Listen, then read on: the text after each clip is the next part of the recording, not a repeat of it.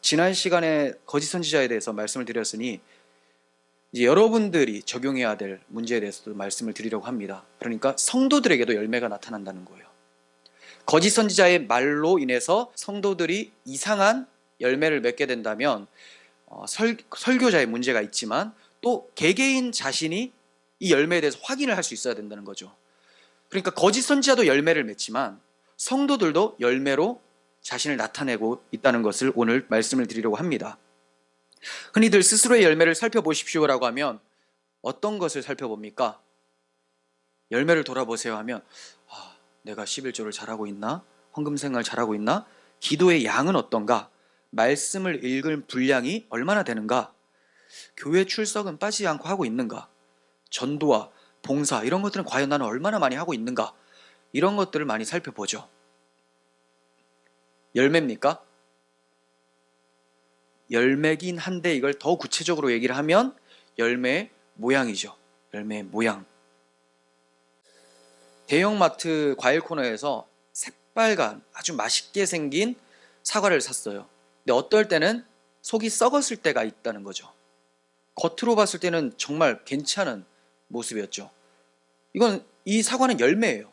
사과란 열매인데 열매는 괜찮은데 열매 모양은 괜찮은데 먹으려고 잘라봤더니 썩었다는 거예요. 겉과 속이 다른 거죠. 주님께서 열매로 그들을 알리라라고 말씀하신 것은 열매의 모양만을 말씀하신 게 아니에요. 물론 열매의 모양도 중요합니다. 가짜인가 진짜인가를 어느 정도 모양으로도 구별해낼 수가 있습니다. 하지만 속이 썩은 것은 알 수가 없죠. 그러므로 속을 구별해내려면 스스로 살펴야 돼요. 저 사람의 열매 모양이 있어요. 아주 예뻐요. 그럼 우리는 그것을 보고 그래도 이 모양이 예쁘니까 참이겠다. 저 선지자가 거짓 선지자가 아니라 참 선지자겠구나. 저 목회자가 바른 말씀을 전하고 있구나. 열매를 통해서, 설교라는 열매를 통해서 알 수가 있어요. 하지만 설교는 바로 아는데 그 마음 안에 무엇이 들어있는지는 주변 사람들이 분별하기는 어렵다는 거죠. 그래서 오늘 본문 말씀을 눈을 치켜떠서 누가 거짓 선지자인가 참 선지자인가 내가 열매로 확인해 보겠다 이런 뜻으로 해석하지 마시고요. 적용시키지 마시고요. 여러분 각자 스스로 내가 속이 썩었는지 열매 모양은 있는데 열매 속은 없는 것인지를 살펴보시라는 거예요.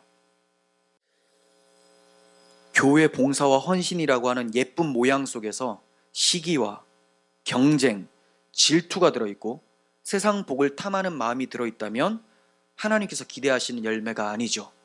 목사는 속을 수 있습니다. 하지만 자신은 알아요. 물론 스스로도 속으려고 해요. 무서우니까. 근데 진짜 무서운 거는 눈 가리고 지옥으로 걸어가는 것보다 눈 뜨고 지옥길로 걸어가는 것을 알고 터나는 게 훨씬 좋습니다.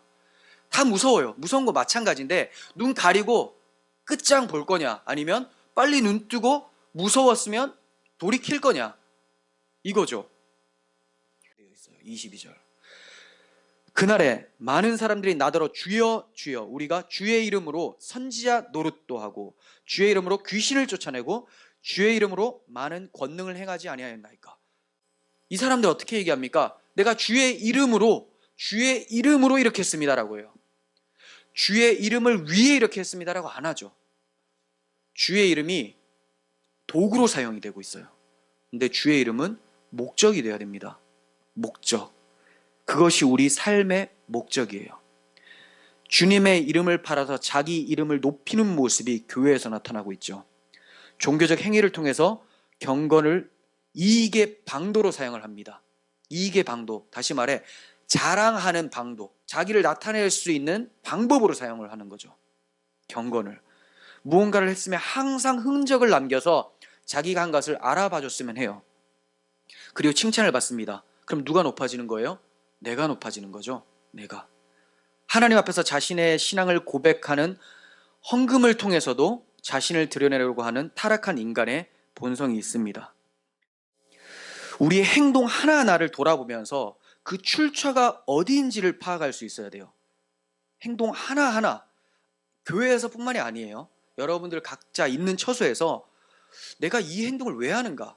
이게 이제 신앙생활이거든요. 그냥 생활이 아니라 일반 생활이 아니라 신앙생활. 그래서 뭐 어떤 사람의 얘기를 들어보면 저 사람 그냥 생활하고 있구나. 그리고 어떤 얘기를 들어보면 이 사람 신앙생활하고 있구나. 신앙생활이라는 것은 하나님 앞에서 자신을 돌아보는 것이 전제가 되어 있어요. 그걸 신앙생활이라고 하죠. 그러니까 내가 이 행동, 사소한 행동을 하지만 이 행동에 대해서 왜 하는지, 물론 그 당시에는 놓칠 수 있습니다. 그 당시에는. 하지만 돌아보고 이거 내가 왜 했을까라고 하는 돌아봄이 있는가? 그렇다면 신앙생활이에요. 물론 조금 부족한 모습이 있지만 신앙생활입니다. 우리는 출처가 어딘지를 집요하게 찾아 들어가는 그런 모습이 있어야 돼요. 이게 바로 경건입니다. 청교도들은 이런 경건 생활을 열심히 했어요. 그래서 주로 묵상 생활을 굉장히 열심히 했는데 공원을 자주 거닐었죠. 왜 공원을 거니느냐? 몸이 움직이면 머리도 계속 움직인다라고 이제 생각을 하죠. 사실 그렇습니다. 그냥 가만히 앉아서 하면 졸리기도 하고 그런데 몸도 움직이면서 계속 생각을 해요. 내가 이렇게 사는 것은 하나님께서 원하시는 것인가? 그리고 그때는 내가 이렇게 한 것이 바르게 생각했는데 이게 하나님 말씀과 반대되었구나 라고 하고 회개도 하고, 회개는 그 자리에서 하고 또 집에 와서 또 기도를 하겠죠. 집요하게 초점이 어디 있느냐? 자신의 행위, 돌아봄, 그리고 하나님의 은혜에 대해서 민감했다는 거예요. 나를 위함인가 주님의 이름을 위함인가를 우리는 볼 수 있어야 됩니다. 둘 다 모양은 비슷할 수가 있어요. 나를 위할 때나 주님의 이름을 위할 때나 굉장히 나타나는 모양은 비슷할 수가 있습니다. 오히려 나를 위한 열매의 모양이 더 예쁠 수도 있어요. 그러니까 열매의 모양만으로는 스스로의 신앙이 참이라고 평가할 수가 없는 것이죠. 물론 어떠한 모양도 안 나온다면 거짓으로 생각하는 것이 맞습니다. 왜냐하면 열매는 예쁘던 안 예쁘던 모양은 있어요. 가지고 있으니까. 근데 아예 모양이 없다면 열매조차 나오지 않은 거기 때문에, 그렇죠? 열매로 그들을 알리라라고 했어요. 이거는 나타난 그 속을 통해서 알게 된다. 그런데 모양이 아예 없다. 열매는 모양이 있는데 아예 없으면 뭐예요? 아직 열매가 없었다라는 거죠. 그러니까 우리는 참 신앙생활하는 게 쉽지가 않은 게, 모양만으로도 현혹돼서도 안 되고 모양이 그러면 안 나오는 것은 괜찮은 것인가? 그건 더 문제가 있다는 것이죠. 그렇다면 하나님이 기대하시는 열매는 어떤 열매여야 될까요? 하나님의 속성에 딱 맞는 열매여야 됩니다. 그런 열매는 이 세상에 유일해요. 유일. 예수 그리스도죠. 그리스도의 마음이 뭐라고요? 십자가의 죽으심.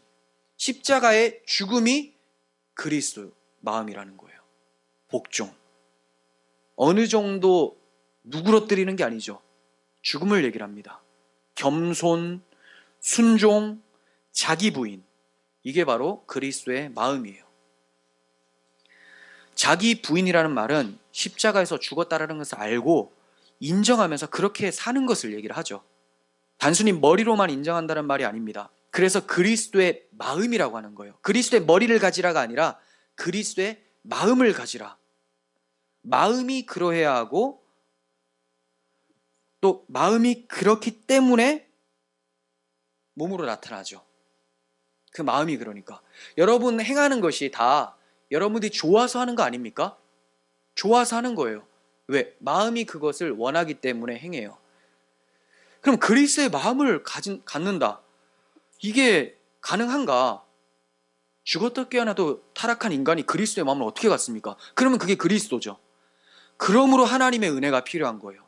그러므로 하나님의 도우심이 없이는 나는 그리스도의 마음을 흉내낼 수가 없어요. 그럼 뭐 해야 됩니까? 도와주세요. 자신의 연약함을 알고 악한 마음이 있다는 걸 알고 마음 교체해 주세요라고 기도해야죠. 기도한다는 것은 간절히 바란다는 거고 그걸 소망한다는 거거든요. 자기 자신이 완전히 십자가에서 죽은 자라는 것을 알고 그때 비로소 성령께서 보내주시는 그리스도의 마음을 얻게 되는 것이죠. 그냥 우리끼리 열심히 해봅시다라고 하면 저는 이 말 더 이상 안 하겠습니다. 왜? 할 수 없으니까. 하지만 하나님께서 하실 수 있도록 능력을 주셨죠. 그래서 뭐라고 합니까? 유대인이나 헬라인에게나 이들에게는 이것이 거리끼는 것인데 우리들에게는 하나님의 능력이다라고 해요. 능력, 십자가가 능력을 주셨는데 나는 아, 못하겠어요. 난 연약해요. 이거는 겸손이 아니에요. 은혜에 대한 모독입니다. 모독. 모르는 사람들은 그럴 수 있어요. 복음을 모르는 사람들은 나 못해요. 그럼 그 사람 뭐 해야 하면 돼요? 회개를 하면 됩니다. 회개하고 뭘 받습니까? 성령을 받으면 그때부터 그 주신 능력을 붙잡으면 되는 거예요. 하지만 내가 연약함을 핑계로 하나님께서 원하시는 열매를 맺지 않으려고 하는 그것이 하나님께 대한 모독이라는 것을 우리는 알 수 있어야 돼요. 그럼 뭐가 문제입니까? 고집스러움이 문제예요. 고집스러움.